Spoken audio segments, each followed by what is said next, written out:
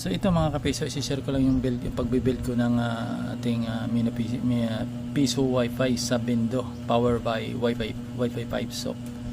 So mas matipid kasi talaga yung sa Bendo kumpara doon sa mga Piso Wi-Fi natin na mayroong Orange Pi, no? O, kumbaga kanya-kanyang naka-main, na kanya-kanyang bawat isa may mga Orange Pi board.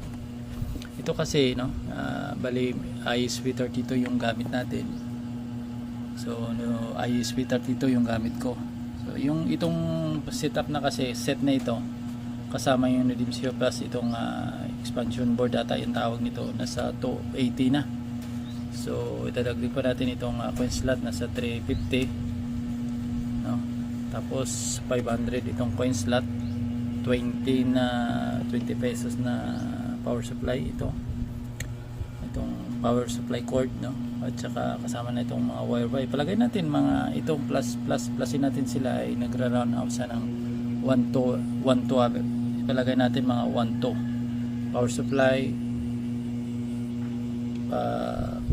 coin slot at saka inboard palagay natin 1 to.